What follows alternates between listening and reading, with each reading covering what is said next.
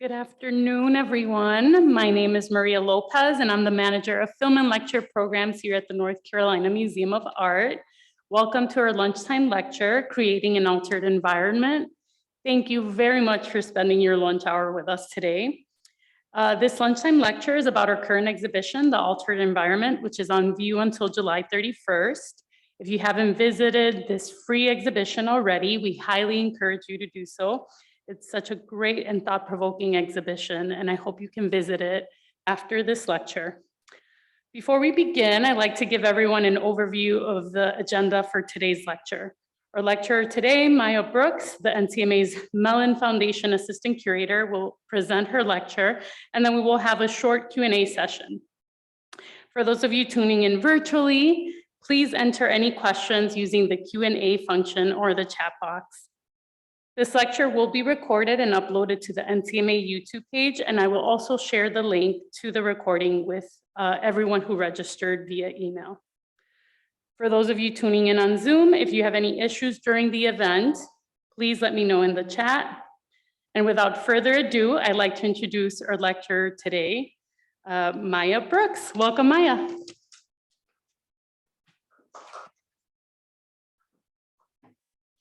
Hi, everyone. Hi, everyone. Can everyone hear me okay up here? It is so wonderful to see you. Thank you so much to Maria for allowing me to host this lecture today. Thank you all for joining me. This is actually my first in-person lecture given at the NCMA, even though I've been here for 2 years.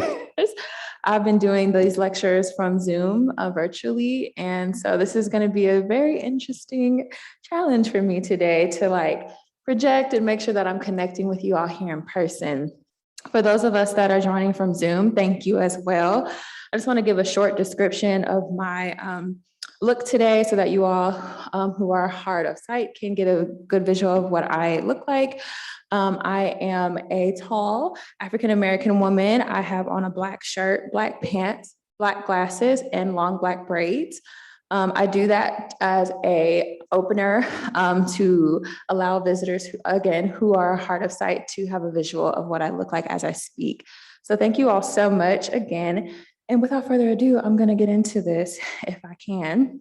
So I just want to introduce myself to those who are unfamiliar with who I am as a person, who I am as a curator. So like Maria said, I am the Mellon Foundation Assistant Curator. My field is contemporary art, and so I mainly work with our modern and contemporary collection here at the museum. But I actually have a background in anthropology. So my background is not in art formally, it's in anthropology. And I started my career there thinking about humans and human patterns and what makes us special, what makes us different, how we create our systems in our life. And so I really wanted to continue that study through art. And so this exhibition has allowed me to do that by understanding certain human society, right? How we kind of function, how we've created society, and our literal physical impact on the world. It's funny because I don't know how many of you all have gone to see Fault Lines downstairs that was curated by Linda Dougherty, our chief curator and curator of contemporary art. Linda and I actually were thinking about environmentalism at the same time without even knowing it. So Linda was like, Maya, do you have any ideas on what kind of show you want to do? And I was like, I've been really focused on environmentalism. I really want to understand it. I get to pick whatever topic I want to. And Linda was like, funny enough, I'm doing that too. So there's this connection going on here at the museum between this show, Fault Lines, which I actually helped write a few texts for, and then also in the museum park. So we have it going on across our campus here at the museum. So I'm going to get into an overview of our contemporary collection as well as our photography collection now. So our contemporary photography collection is actually one of the fastest growing collections here at the museum. It's my favorite collection to work with, honestly, because it's my favorite medium. And our collection tends to lend itself to landscape and portrait photography. And so here in this show, we have a few kind of items mixed in together, which I'll get into a little bit. I really wanted to highlight some different genres in this show. So some of my favorite genres of photography include landscape, abstract, and what's known as tourist photography. So we have these different depictions of our built environment. So a lot of man-made structures, concrete jungles, quote unquote, things like that. I also wanted to really focus on non-figural works. And so you'll see a lot of these images actually don't have people in them, or if they do have people in them, they're blurred. I wanted to do that to really put a focus and an emphasis on the environment itself, because you can do this study of humans without actually having to look at humans. And I think that is so interesting when we think about photography, because I know for me, when I first got into photography, I thought of it more as like the portrait photography. What does a person look like? How are they styled? How are they, formed in the photo? But in this, it really got me to think about, no, like, what is it beyond humans? How can I show humanness without actually showing humans? So yeah, I wanted to do that. And then I also wanted to think about technology and advancement as it relates to environmentalism. So really thinking about how we have advanced so fast as a species, how we have come from having, just think about all the tech we have. I'm like looking at my phone, I'm working off an iPad, a computer, and talking through a microphone at y'all today, and how we have developed that within like a few hundred years, which is nothing in the grand scheme of the time frame of this world. So I have a few example works here from the show that I wanted to talk about. These are some of my favorite pieces. So the first one is Curator. It is a photograph from 2004. So Jordi Bernardo, who is the photographer for this one, self-describes his work as a play between fiction and reality and a way to consider how we inhabit space. So this photo is this green one on the far left of the screen, and it shows this mini putt-putt kind of play area in a set of mountains. And so this is an example of what I was calling before tourist photography. And so tourist photography has always sought in the landscape an ideal setting, ready to receive the visitor. It's a genre that focuses on idealized images that have little to do with the landscape that it actually inhibits. And so who thought to put a putt-putt play area in the middle of these islands, in the middle of this mountainscape, is really interesting to me. And I really love thinking about tourism. And instead of thinking about it in a romanticized kind of depiction of like scenery and attraction, really looking at it as a spectacle, some kind of curious place that doesn't seem to be real. So to me, this photograph, especially when you get on it in person, it's so large in person and you stand in front of it, it kind of feels like a dream almost.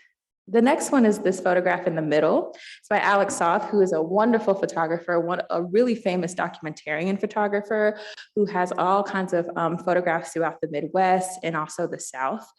And so this is actually showing a gas pump at a roadside convenience store below these headstones in a cemetery. So if you look really closely behind the top of the gas station, those are actually headstones from a cemetery.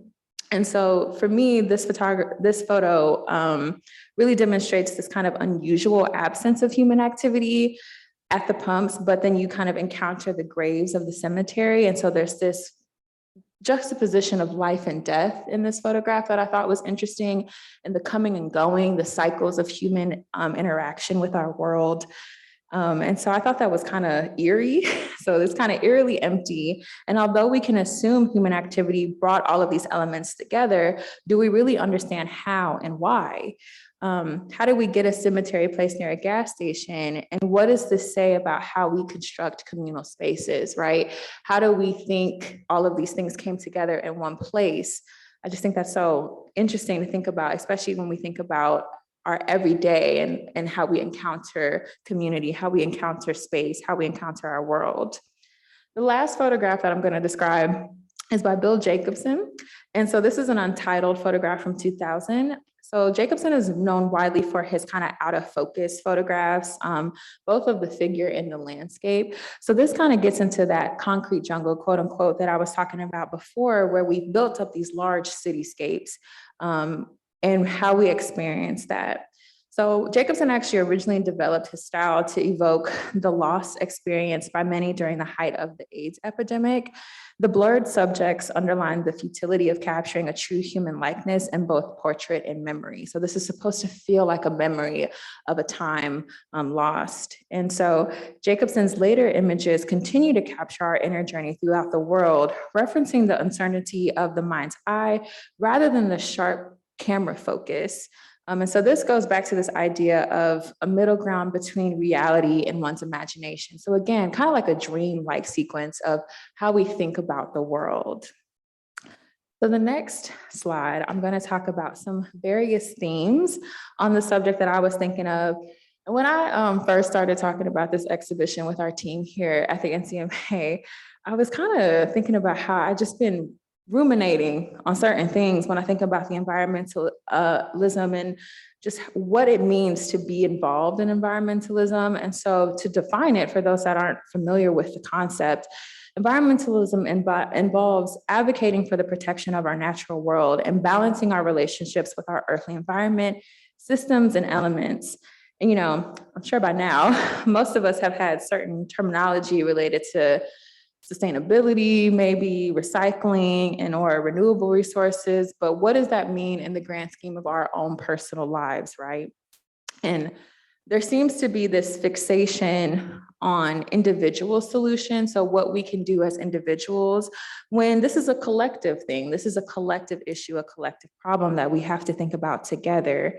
And no matter what we as individuals do, I was thinking about it today because I actually have a cup with a paper straw, and I know that's been a big thing. No matter what we do with like paper straws or growing some of our own food, it can't counteract what larger corporations have been doing and continue to do to our environment. So I was thinking about that in this exhibition. I was thinking also about structural inaction. It goes beyond our personal choices and extends into the larger inaction of our political and corporal leadership. Part of this exhibition description involves by building physical structures such as skyscrapers and suburban houses and using transit systems such as subways and airplanes, our collective actions often result in long-term physical changes to the planet, meaning these are not individual decisions, but decisions a certain subset of our society deems correct, quote unquote, for all of us, which is compounded over years and years, right? As consumers, there is a limited ability to make environmentally conscious choices. This is the whole point. You know, we can do the paper straw thing, we can do the paper cups, we can grow our own food, but in the grand scheme, that's only going to be a minimal impact versus what we have to do as a collective. And there's this false sense of choice. And so I was kind of thinking about that a lot too. That was stirring in my head, this false sense of choice.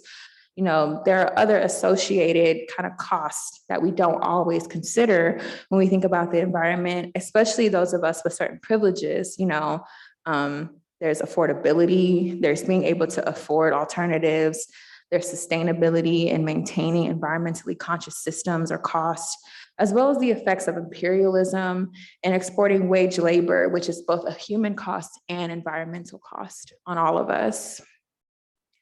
So this next slide is actually a story, a little story time for you all. So this is one of my favorite photos, if not my favorite photo in the show. So we've been doing this thing where we tend to get asked or prompted, what is our favorite photo from your show? And this one is mine. It's by Burke Uzzle. It's called Desert Prada. It's a photograph from 2006. And it really highlights the dilemma of environmentalism and environmental hypocrisy, but particularly through environmental art. So for those that aren't familiar with Desert Prada, or what it's actually, the title of this piece is called Prada Marfa. This piece depicts a shop or like a stand for luxury goods taken out of its usual context. The Prada Marfa is a site-specific land art project by a German duo that was modeled after a Prada boutique. And so the shelves house 20 high-heeled shoes and multiple handbags from the fashion house's autumn winter 2005 collection. So in that window, you can actually see the silhouettes of the shoes and the handbags. And so the German duo who created this were responding to the high-priced commercialism that gentrified numerous American cities amid the 1990s economic boom. So they intended, now this is where it gets a little funny, they intended for the building to slowly melt back into the earth using a biodegradable adobe-like substance. So they actually wanted this piece to melt. They did not intend for this structure to stay up forever. However, due to subsequent acts of vandalism, so you have people breaking into this building to get these shoes and handbags, and the installation fabricators wanting to see this because it became a spectacle almost. It's in the middle of nowhere, Texas. Marfa is like along this long stretch of highway in Texas, and all you have is this big Prada store. Of course, it's going to be like a site of like, what's that? Like people went to take pictures of it, take pictures in front of it. It became this spectacle. So then it became a structure that needed ongoing repair so that they could keep the spectacle alive. And so through its preservation, the installation transformed from this surrealist satire, kind of commentary on Western materialism, to this revelation on greed and violence fueled by capitalism. So again, thinking about how that impacts environmentalism too, what was supposed to dissolve into the earth and be this huge commentary, this like really interesting look at environmentalism and everything, has now turned into this permanent installation that requires materials, that requires people going to visit it and all of that. And then also the continued preservation throughout the years. Who knows how long this is going to stay open and up and running. So it got me to thinking and asking myself this question, and I'll pose this question to you all too, is what as artists and art institutions on our end can we do to really uplift environmental justice efforts and not engage the concern, right? Like, how do we still hold true to our values as artists in the art institution and not have something like Prada Martha happen where it's supposed to be this commentary and now it's involved, right? It's kind of leaned into environmental concern versus commenting on it. So yeah, and is there anything to be done? So next I want to highlight some more items from the exhibition. I have a lot of favorites, y'all. I say this all the time. I can never pick one thing to like. I like everything so much, of course, because I'm the one that picked the art. But I wanted to highlight some more from our exhibitions, including one of our most famous pieces of photography from the collection, which is by Chris Jordan. It's called Cell Phones from Orlando. And this is actually a photograph of a huge pile of cell phones in what should be a recycling yard. So these are actually going to be recycled for their different parts and melted down and things like that. And I wanted to include this photograph because I wanted to think about technology and the way humans have erased distance and time for ourselves. So how do these impact our world? How do these allow us to connect with each other? Especially as like we think about how fast technology develops, what becomes obsolete, right? What do we think becomes old? So I was thinking about how we just tend to throw things away when they get old and when we deem them unusable. And so I wanted to highlight that through this photograph, which is one of my favorite pieces of abstract photography, because you can look at it from far away and not really tell. And then you get up on it and you're just like, oh, this is cell phones. Okay. Someone even commented to me, I think our designer, Catherine Briggs, was like, there's actually remotes in there as well. So it's kind of like a Where's Waldo kind of hodgepodge of imagery when you get up on it in person. Which I think is so interesting. And then it was also making me think of other types of pollution, not only the physical pollution of the actual cell phones, but then also like things like noise pollution that we don't tend to think about consciously. But, you know, can you imagine how different our world would sound without humans? Like, can you imagine how many different sounds you could actually hear throughout our world if we were not here or not present? And what sounds would kind of dominate instead of us. And then this last piece I'm going to discuss, I feel like I'm flying through this presentation, but the last piece I'm going to discuss is Lynn Seville's The Green Hand from Portland, Maine. This is another example of this kind of weird dystopian kind of feeling photography that I love to engage, where we can literally feel the human presence without necessarily seeing it. And so this is a very transitional type of scene, and it's the time period between dusk and daylight throughout urban landscapes. And Seville has this to say about her work. In a more literal sense, Seville's photographs map the transformation of the city as formerly industrial areas give way to residential developments. So shuttered storefronts and empty streets, often bathed in ambient artificial light, acknowledge a rarely seen aspect of these urban landscapes, both mysterious and unsettling. And the thing that drew me into it was this idea of light pollution and how much light we produce as a species as well, and how that impacts other species on Earth, and how we tend to not think of it. Again, like with noise, we don't tend to think of it because it's such a part of our everyday life. So thinking about all of these things and really bringing it all together for this show was essential for me, especially because I hadn't seen anything done like this through photography specifically. I really wanted to just engage a new way of understanding ourselves. I think for us here at the museum, we do a lot with portraits, a lot of paintings. Here, of course, we have a really strong painting collection.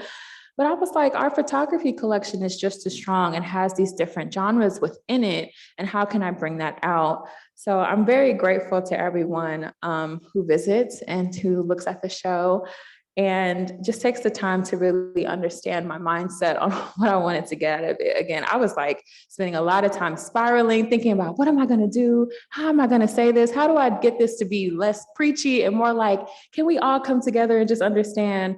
So I'm really excited for this show to be up.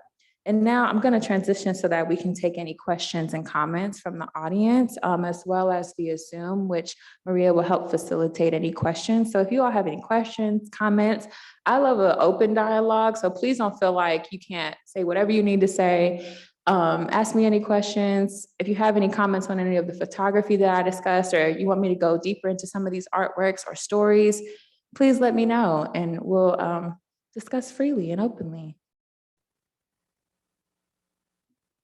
Yes, ma'am.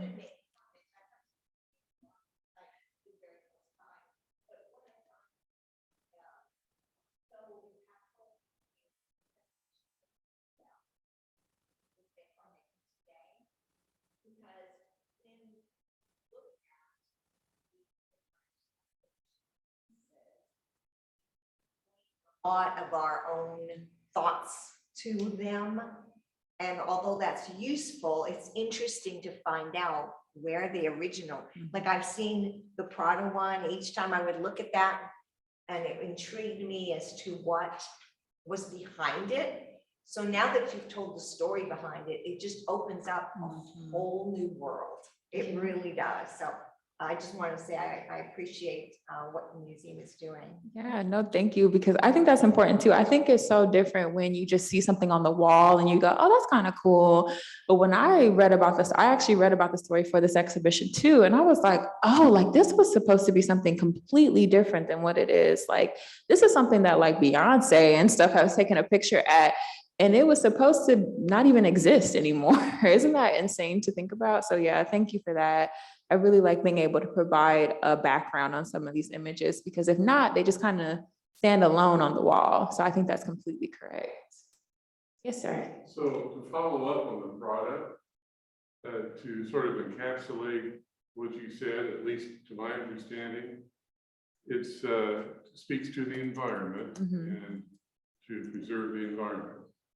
But it turned out to be an attraction to the extent that so many people came to see it, that the fact that they came impacted negatively on the environment.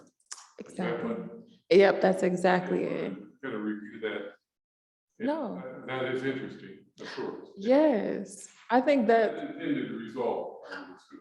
That's exactly what I was about to say. The unintended cost of that piece is so interesting to think about in the middle of nowhere, Texas. And now you have people driving and going out of their way. I feel like when I was reading about it, there was an article and you have people coming from overseas to even see it. That's how big of an attraction it is. And just think about the cost of that, like people taking a plane to come see something in the middle of nowhere. And that's literally the only thing that there is to see for miles. And they're just coming to see that and how much unintended cost that has when it wasn't supposed to last past. I think they intended it for it to dissolve in like 6 months, and now it's been up for years. So I think that's very interesting to think about. Yes, ma'am. Yeah, and as you all were talking about the Prada installation, I've been to Marfa. It's probably been a little over 20 years. So before the Prada installation went up, and it is in the middle of nowhere, Texas, and you cannot fly on a major airline there. So when you talk about people coming from all over the world, there's a certain amount of wealth that's required to fly and then get transportation that will take hours to get out to Marfa in an area of Texas that doesn't have a lot of wealth. Right. And so there's this Prada installation in an area of Texas with low population, not much wealth. And then when you have people who are privileged enough to go just for that, and there are all sorts of, I think, statements about the environmental impact and what it's become, as you said, a statement about probably capitalism and greed kind of intersecting in those concepts. Yes. And one thing I forgot to mention about that piece too is because of the vandalism. So at first, when they first opened the installation, they actually had both pairs of shoes in there and the full handbag. So they had the real products in there, but because of all of the breaking, so people would literally break in. So at one point, someone had drove their car into the structure to break the glass, to enter the building, to steal the shoes. Somebody had like tried to break down the doors because at one point the doors had functioned.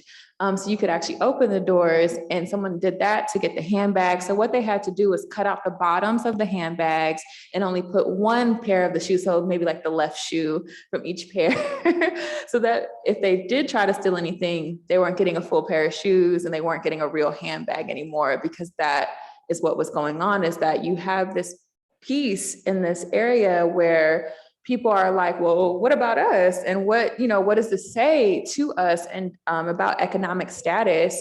And that's what people were doing, was breaking into the building to get this product and sell it later. And so they had to take some extra measures, and now the doors don't work. There's only one pair from the shoe, or not one pair, there's only one shoe from the pair, and the handbags don't have bottoms in them anymore. And that's again showing this was not supposed to be this was not supposed to be all of this. This was supposed to end, and this is what it's become. So that testament too. So yeah. Do we have any other questions? Yes, Maria. We don't have anything on Zoom, but I'm really curious to know your process when selecting this limited number of pieces for this specific exhibition. So can you share a little bit about your process? And I'm assuming it was really difficult for you to choose this limited number of pieces. Yeah, so that is an interesting thing because it's different for every show. So for this show, I had a lot of ideas again about environmentalism, but I had to kind of tailor it to like fit the photo galleries. For those of you who have not experienced them before, they're these two kind of like alcoves that are triangular shape. So they don't fit as much as some of like our other larger galleries. So I can only pick about 20 items to put in them in a collection with hundreds of photographs. That's really hard to do.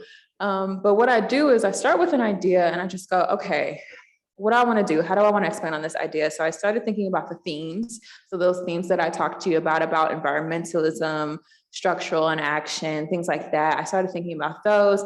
And then what I have to do is look through our collection. So we have a digital version of our collection that the curators can use to pick items. So I will literally click through page by page. It's like hundreds of pages of artwork. And I'll click through page by page and I'll just go, okay, that fits what I'm thinking. That fits what I like. I've heard of this artist, I want to feature them, I like that. And then from there, it's a process of writing about the art. So I have to write all the labels. I have to write the introduction text myself. It'll go on to editing so that we can edit it down and get it to sound great so it can go on the wall. And then I work with a designer to design the space. So I don't do any of that part. So someone actually helps me decide where the art should go in each gallery and how it should hang and things like that. And then I work with our team to install it after that. So this is like, I'm condensing this. This is like months long of a process.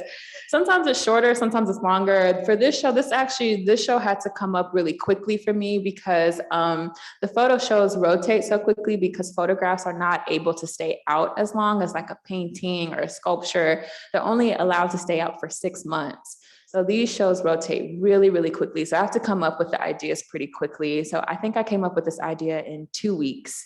And from 2 weeks, then it took like 3 months to get it actually on the wall and open to the public. So that's pretty much how the process goes. So thank you for asking that, Maria, because yeah, it is like a pretty touch and go, pretty quick. And then once it's done, the only thing I have to think about is lecturing or like presenting it to folks.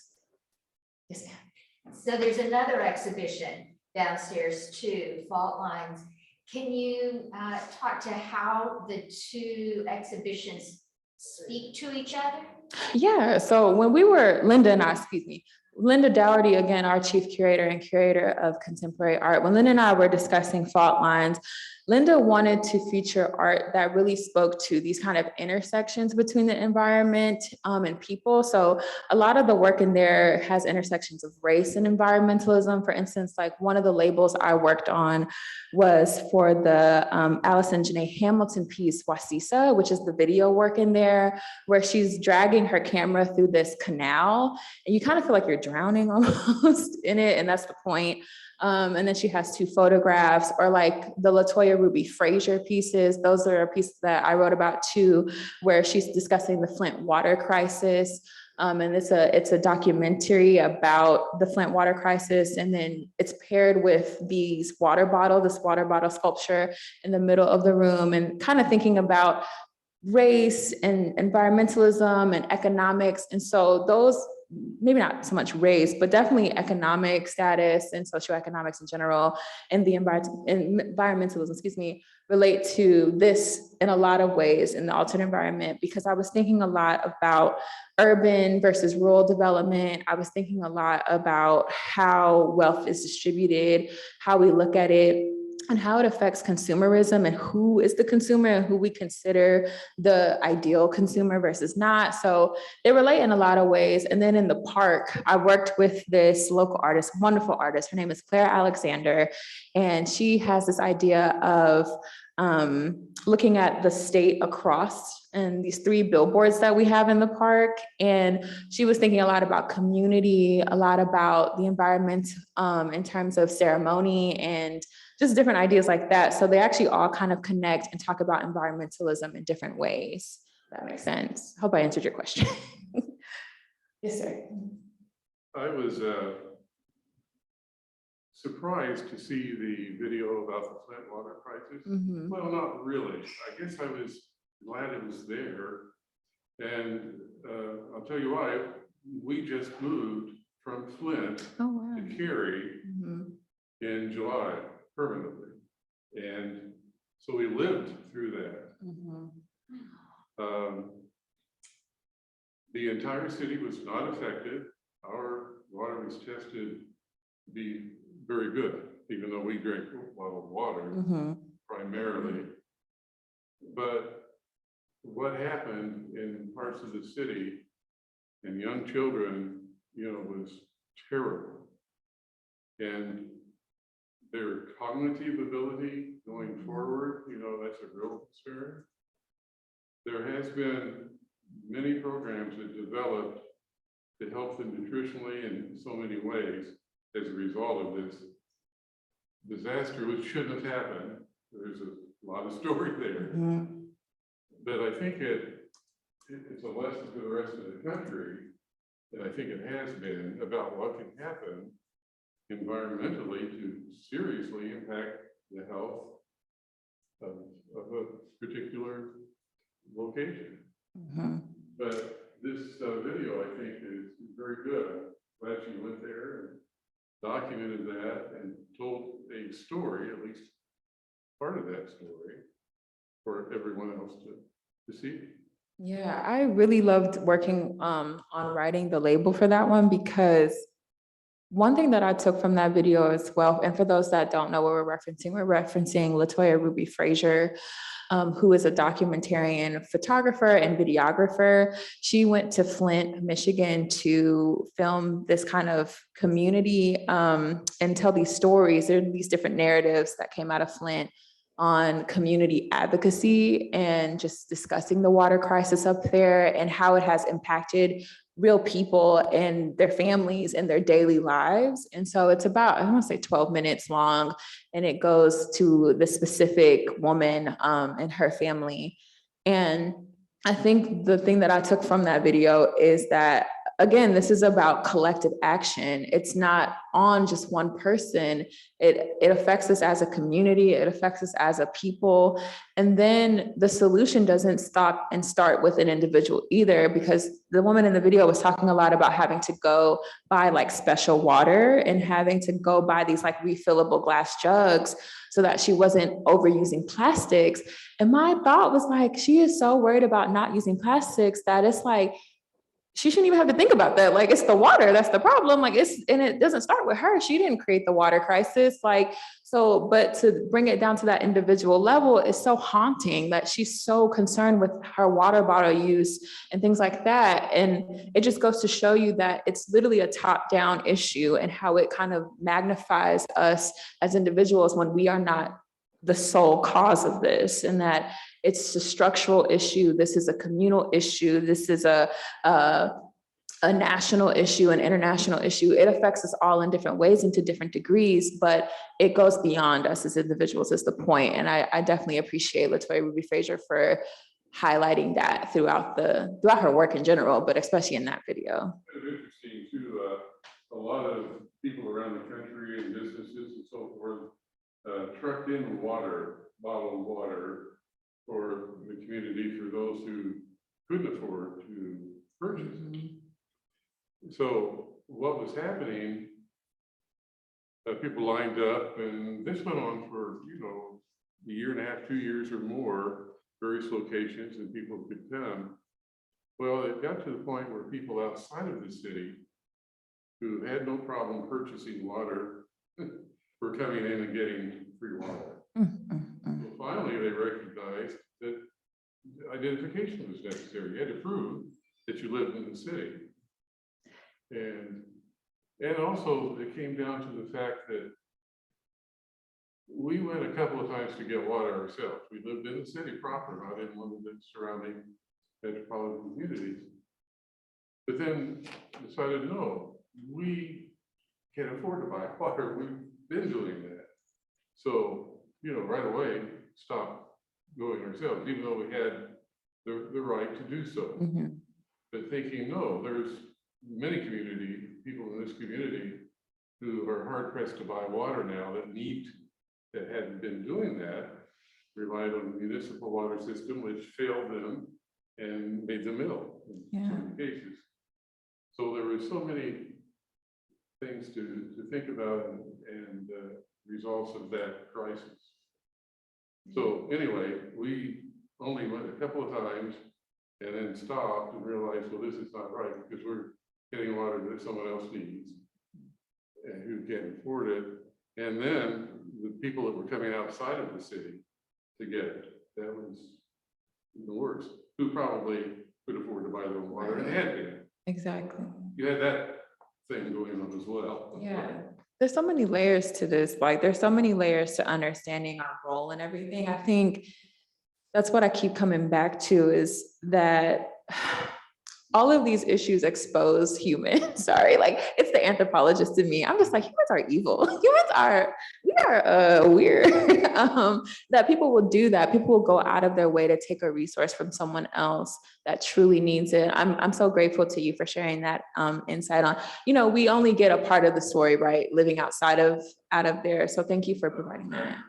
To media's best ability, you know, Right. because some people we would meet, said, well, your water was horrible, are you okay? Mhm. And we would say, no, we're fine. It wasn't every home in the city, Right. thank goodness.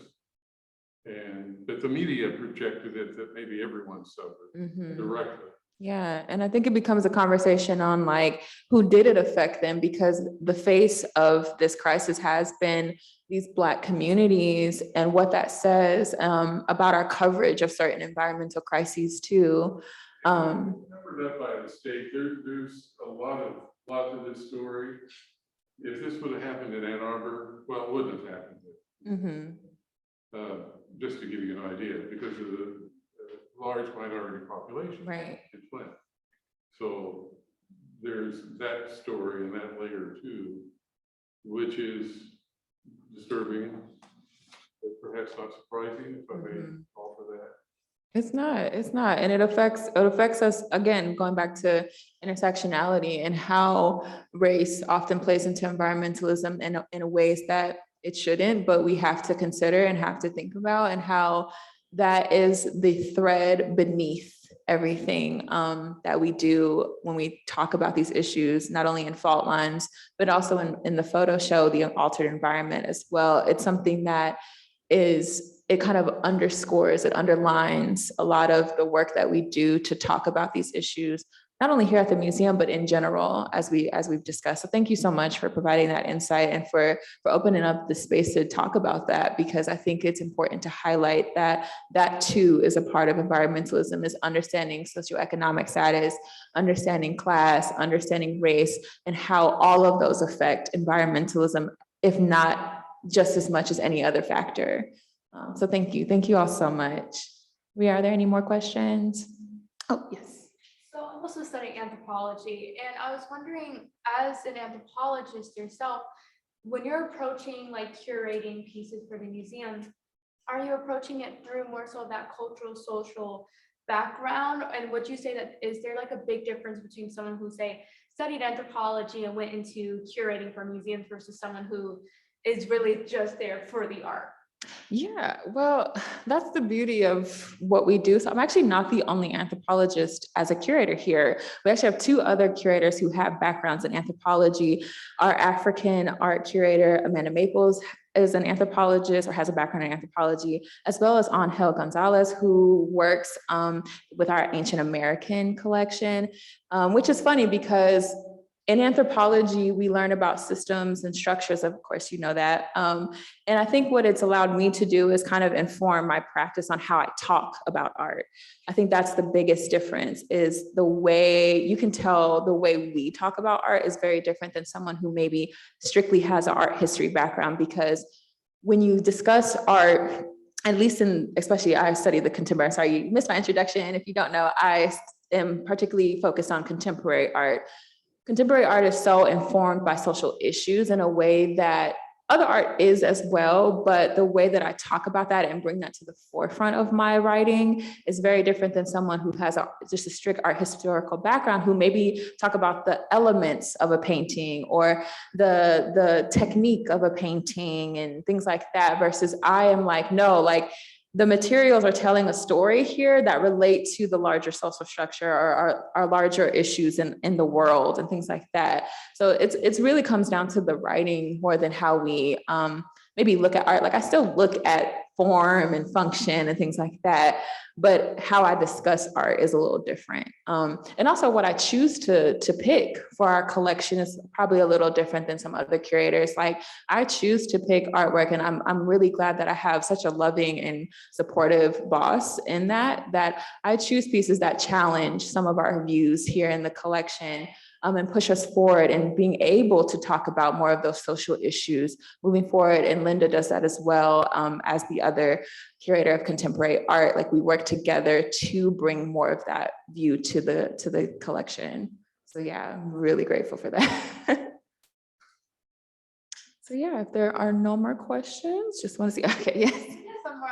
So in regards to like the overall, like, I guess, Raleigh, how would you say going forward, since you do study like more so contemporary issues, how would you pursue younger people who feel like museums have kind of like lost them. Like museums are kind of like this pretentious place for like rich white people. Like how would you say, or how would you pursue the greater Raleigh community that might have felt or who feel like left behind? Would you promote the fact that there are anthropologists who do think of contemporary issues? Like this isn't just, Picasso, like these are issues related to them. Like how would we pursue the greater community and people who might have felt left behind by a museum, as you were touching on earlier with the whole socioeconomics? Like how come they get to do like all this rich people stuff and we're here struggling? How would you pursue that? So no shade to Picasso, by the way, but he has his issues, and we talk about that. But also the way that I engage it is I am the youngest curator on our team, and I think that has brought in a new perspective for all of us too. Like being that I'm not that far removed from the public that I am trying to reach, which is a younger audience, a audience that has a more I like reaching out to Black and Latina community specifically. I'll just be honest about that. Like I am Black and Latina, so that is who I want to interact with. That's who I want to see in the space. That's why I became a curator, is so that I could engage those communities, because those are my communities and we deserve to be represented in the museum. And so when I decided to do that, like the way that I have been trying to bring us into the space, not only on the artist side, so mainly it's been working with artists directly, especially since I work in contemporary, I work with living artists, and a lot of other collections don't do that because their artists are dead. So I have the benefit of being able to work directly one-on-one with these artists from the communities I'm trying to reach. And that means going to gallery shows, going to their place of business, right? Going to their studios, going to different openings so that we meet each other, hosting events like this. Hopefully they'll come and we can talk and engage with each other, reaching out if I have a show idea, making sure that I reach out to them. And hopefully that'll spark a kind of relationship throughout our community, right? In one aspect. The other way is to be at the forefront of certain conversations. So making sure that people know that I'm here and know that I'm open and accessible, making sure that, people have my information and see me at events, see me out in the public, so that they know that this is a space that, hey, at least I see you're doing the work. At least I see that you're there. So that's been the biggest thing. And then also making sure that Maria is so lovely, making sure our programming, making sure our education team, making sure the other teams around here, because we can only do so much in one department, right? It's about connecting all of us. So making sure that our education, our public programming, all of that fits together like a puzzle, so that we are engaging people across the board here at the museum. And that's been something we have been really dedicated to, especially because of team members like Maria, who host these lectures, who host our films, who host our concerts. Miles is here in the building too, who host our tours, so that they see that we're here and that we're trying our best to bring people from diverse backgrounds into the space. I think the reinstallation is the same attempt to try to make the museum more relatable. Yeah. The more broad section of the public. That too. The biggest thing with the reinstallation for me has been the way we write about art is changing as we continue our work.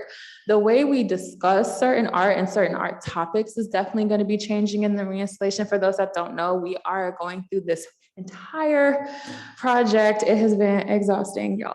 It's been really tiring, but it's a wonderful project, so that we are completely changing the galleries.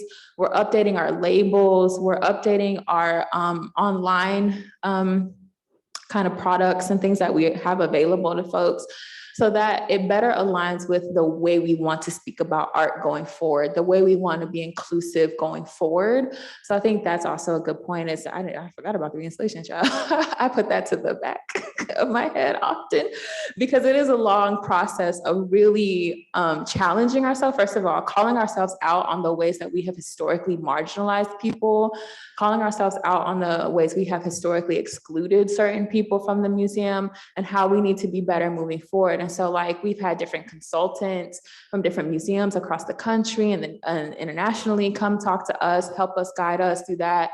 And then we're also, hiring more staff to kind of challenge ourselves there that way too. So it's not just coming externally, that it's internal change as well. So yeah, thank you for bringing that up. Yes.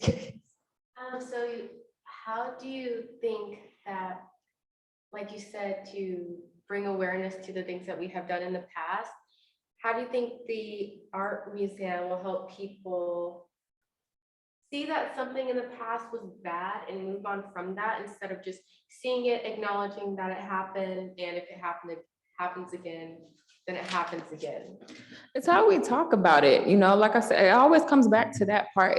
It's in our words and it's in our actions, just as much. So like, part of it is describing past atrocities and then talking, like, I think what museums suffer from oftentimes, not us specifically, but just in general, is not being aware. We lack a lot of self-awareness in museums. And so we're always like, well, those collectors were bad or those people were bad. And we don't acknowledge how we've engaged in that. And I think here at the NCMA specifically, we have been dedicated to acknowledging this history in different ways. So like talking about how we got here, that's a big story that a lot of people don't know about, like how we even got placed here specifically at this museum, or that smoke tower outside in the park.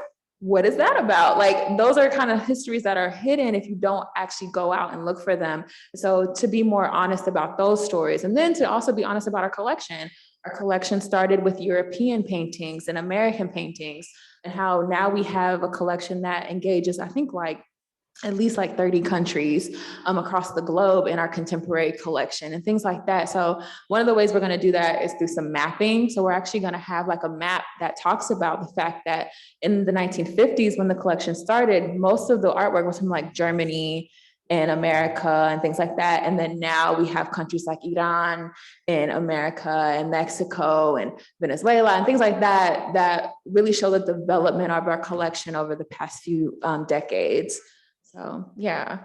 So I'm actually studying to be an anthropologist, and my school has kind of like an open range. And so I was wondering, like, to you as a museum curator, and obviously being older, and you've seen like the evolution of like anthropology or contemporary anthropology. Girl, how old do you think I am? I'm 26. I have not seen that. No, it's an old study, it's humanities, it's rather old, but like, what would you say like going forward would be like, what would you say would be like more, like realistically, what would you say would be like more beneficial in terms of like, because I can study like cultures of migration, I could study archaeology, I could study Latin American archaeology. What would you say personally, especially working in North Carolina, because I would love to like come back here and work, what would you say is more beneficial to the arts and the humanities in North Carolina as an anthropologist? That's honestly up to you, because if you want to know, the way that I started my career and why I picked anthropology is because it's so broad. So I went to UNC Chapel Hill for undergrad, and their program is very broad as well. You don't have to specify what kind of anthropology you want to do. But I did a minor in art history, and I focused on African and African diaspora arts. And that's something that definitely helped me further in my career, because then from there, I kind of honed in on like exactly what I wanted to do. But I think the thing that has helped for a lot of folks who are getting jobs now, especially in contemporary art, is being interdisciplinary. So showing that you can move through different topics, you can move through different genres, you can move through different areas of the collection. So you actually might not want to specify. It depends on what exactly you want to do. And we can talk further about this on what you exactly want to get out of your career, because it's going to depend on that. Like, I knew for a fact I wanted to study African and African diasporic art, and it's contributed here because I've been able to help the collection in those areas because we needed it. But also that might not be the case, because you might not end up at a place like this where we don't have as much of that artwork here. You might end up at a place that has a strong African and African diasporic collection, or whatever collection you want to work in. And so where do you fit in that instance? So it's all about finding that out for yourself. Anyways, okay, I'm going to end this now because we're almost at time, but I want to thank you all so much for coming out. Thank you all so much on Zoom as well. And just thank you in general. This has been a wonderful experience for the past couple of years, and I'm so excited to continue being here at the NCMA, offering any insight. If you all have any personal or specific questions, I have my email on the last slide, but you all can feel free to email me. You all can feel free to talk to me after this. And I just want to say thank you. Thank you so much. And thank you, Maria. Thank you for our team, Luke and Nicosta too. Thank you so much. So, yeah. Thank you, everyone. Thank you, Maya. Thank you.